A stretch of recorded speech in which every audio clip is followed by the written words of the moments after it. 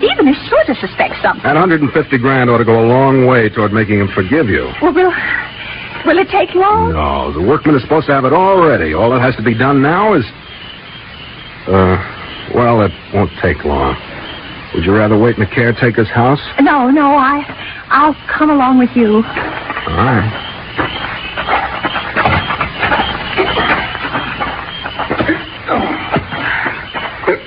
Oh, there. Huh? Oh, you Mr. Westcott? Yep. Well, there it is, Mr. Westcott. We hoisted it up, but we didn't open it yet. Here's the authorization. Pry the lid off of there and make it snappy, will you? All right. You take that in, Jack. Okay. All right.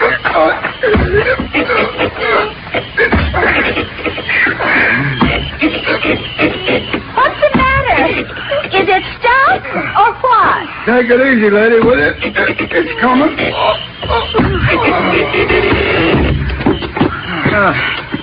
Here you are, mister. It's all yours. Hold this light for me, will you? Keep it off your face. What's he doing now? Frisking the corpse. Oh. And don't ask me why. Dear Keep that light off his face, will you? Sensitive type. Yeah. Okay. I got what I came for. Oh, please, get that light off his face. Okay, mister, okay. Hey, if you're all finished, we'll tuck him in again. Wait a minute. Huh? Put the light back on him. On his face. Now, on his face. Hey, what's the big idea? Oh, Harry. Okay, you can douse that light now. Now, listen, you guys. Leave this just as it is. And stick right here until you hear from me. How come? What's the matter, Mr. Westcott? I'm not sure yet, but I've just got a hunch the DA is going to want an autopsy on this body. Why, stars and crowns.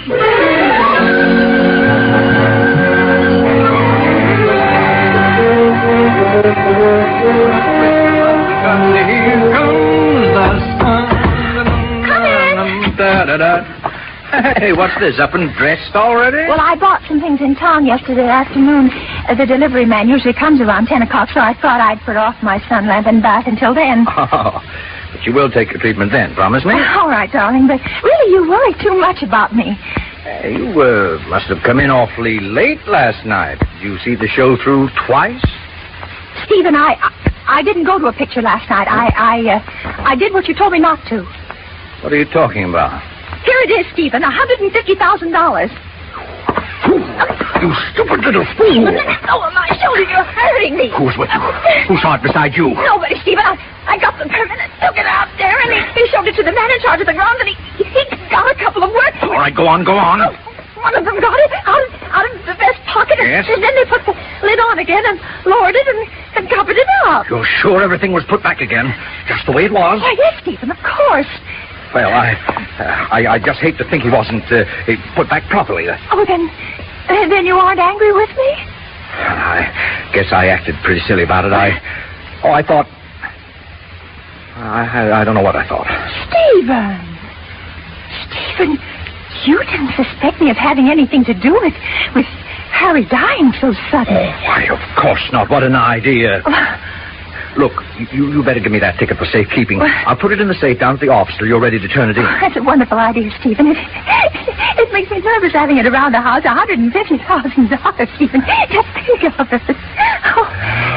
Harry's been pretty good to us, hasn't he? Oh, don't say things like that, Stephen. I'm sorry. Oh, Lord, it's nearly 10 o'clock. I've missed my train. But if you hurry, you can catch the 10:15. Well, so you won't forget your sunlight. I'll start at the 10:15 sharp, I promise. Oh, I'm sorry to be such a Dutch uncle, darling, but I do worry about you. You're wonderful to me, Stephen. Goodbye, dear. Goodbye, Stephen. Be careful, darling.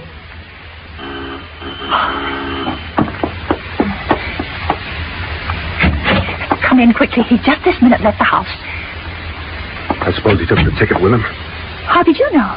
I know a lot of things. For instance? The DA's ordered that autopsy on the body of your late husband. By stars and crowns. I think they'll find out he was murdered. No. Your present husband, Stephen Archer, is an insurance agent, isn't he? Well, yes. And he insured your late husband heavily in your favor just before his death. Well, that doesn't prove anything. Well, maybe not. He's pretty good to you, isn't he? Takes you to Florida every winter, stuff like that? Oh, I should say not. How did you get such an idea? That coat of tan you've got. Oh, that. Oh, that's from the sun lamp. I had a slight cold a while back, and now Stephen insists that I use the sun lamp for 10 minutes every morning while I'm in the bath. While you're in the bath? He says it's more beneficial that way. It's a terrible nuisance, of course. The bathroom's quite small, and the lamp is always toppling over and falling on top of me. How's that? Well, I always wait till Stephen has left the house in the morning to take my bath, and then he almost always forgets something at the last minute and comes dashing back and blundering in the bathroom, and over it goes. What sort of things does he forget? Oh, well, one day a clean handkerchief, and the next some papers or other things that he needs, or his fountain pen. Does he keep all those things in the bathroom? Oh, no, but he can never find where they are, so he comes barging into the bathroom to ask me, and then over goes the lamp. You don't say. I suppose you're insured pretty heavily in his favor now. Well, naturally, being in the business. Yes, naturally. Mr. Westcott, you don't I don't think anything yet. Oh, dear, whatever shall I do? Tell you what, there's a way to find out if you'll cooperate with me. With your acting experience, this ought to be easy for you. Now, this is what I want.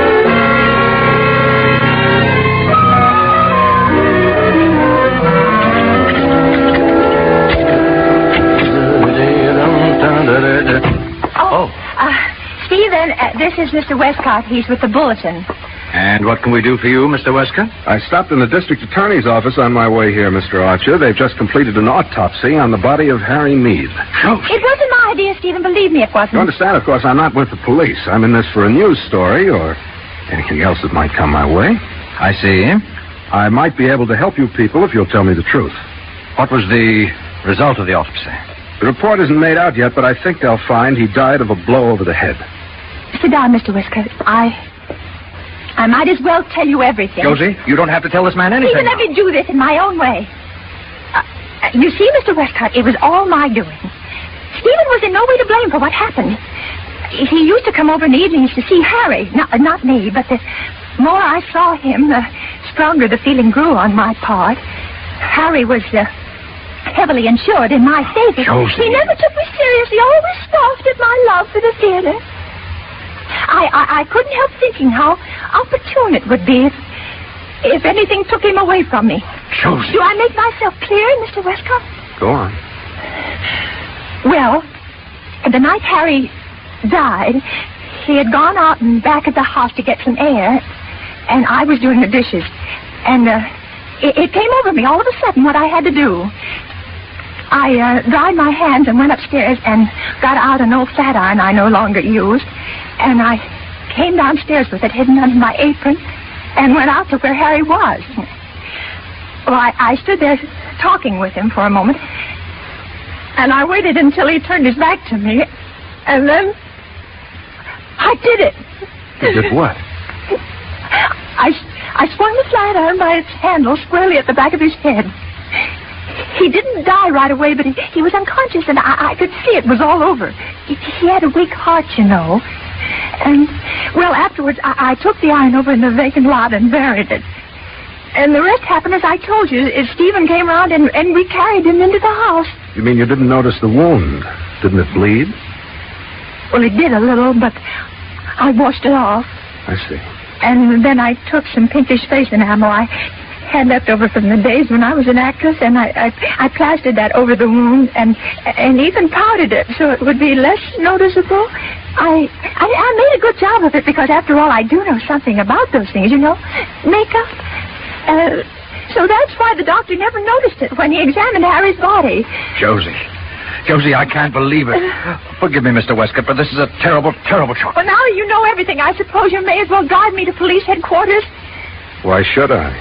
You mean you aren't going to turn me in? That dent in his head could have been made by the men who exhumed the body. You and I are the only witnesses to that, Mrs. Archer. Yes, but look here, can't they tell? In most cases. In this case, the body happens to be in a remarkably fine state of preservation.